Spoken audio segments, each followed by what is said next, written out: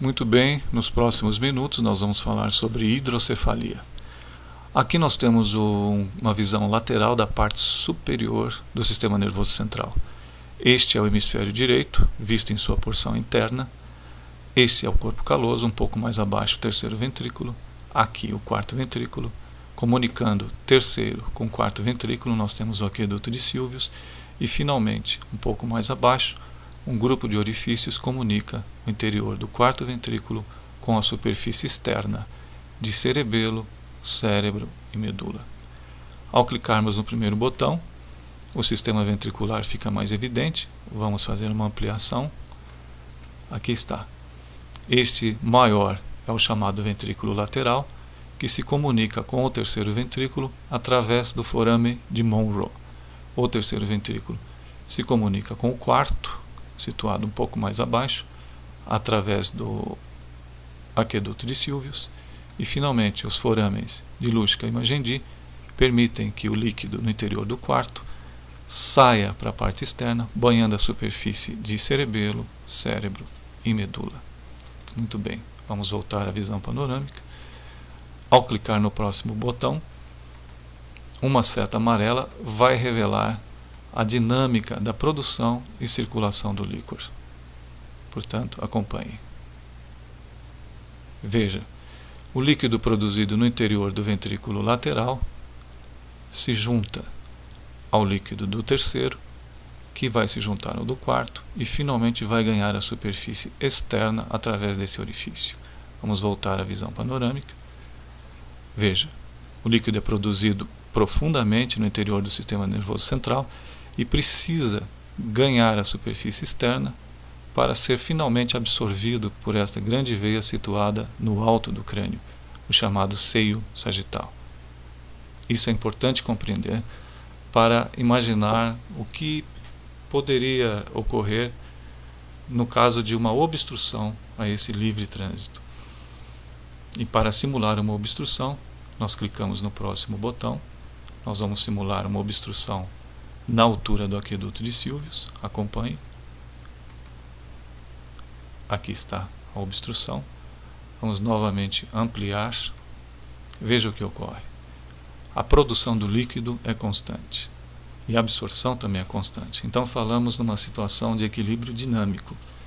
Se a produção é constante e ocorrer eventualmente uma obstrução a seu livre trânsito, ou seja, o líquido não consegue ganhar a superfície externa para ser absorvido pelo sistema venoso, o que pode ocorrer? Veja, o líquido produzido no ventrículo lateral se soma ao que é produzido no terceiro ventrículo e, ao chegar na região obstruída, ele não consegue passar. Não consegue chegar ao quarto ventrículo e não consegue ganhar a superfície externa. A consequência disso é óbvia.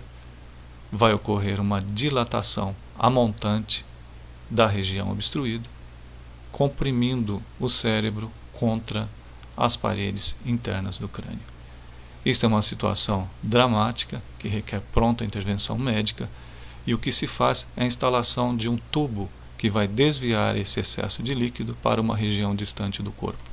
Aqui está, o líquido penetra nesse tubo e é levado, geralmente, para a cavidade abdominal ou peritoneal.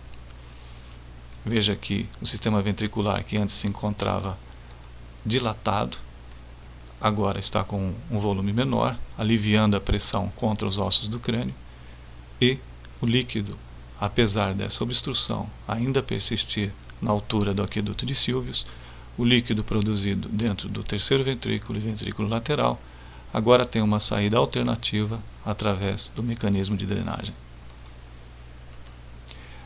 Uma complicação eventual desse mecanismo de drenagem é a obstrução da ponta inserida dentro do sistema ventricular. É o que nós vemos a seguir. Aqui nós exemplificamos com um coágulo sanguíneo.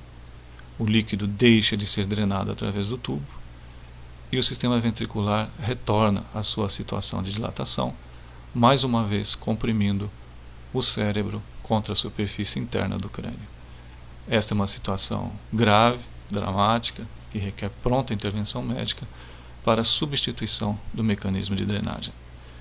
Portanto, em poucos segundos nós somos capazes de entender o que é o sistema ventricular, de que maneira o líquido é produzido e circula dentro dessas cavidades até ganhar a superfície externa para ser absorvido pela grande veia situada no alto do crânio. Nós vimos também o que pode ocorrer em caso de obstrução desse livre trânsito, que é a dilatação do sistema ventricular. Vimos também de que maneira essa dilatação pode ser tratada ou controlada através da instalação de um tubo para levar o excesso de líquido para uma região distante do crânio, e que esse mecanismo pode sofrer complicações do tipo entupimento e parar de funcionar, levando a uma situação de volta da compressão do cérebro contra os ossos do crânio, requerendo pronta intervenção médica. Portanto, eu acho que nós, em poucos minutos, conseguimos ter uma boa noção sobre essa questão importante que é a hidrocefalia. Eu agradeço a atenção e espero ter contribuído para uma melhor compreensão do tema. Muito obrigado.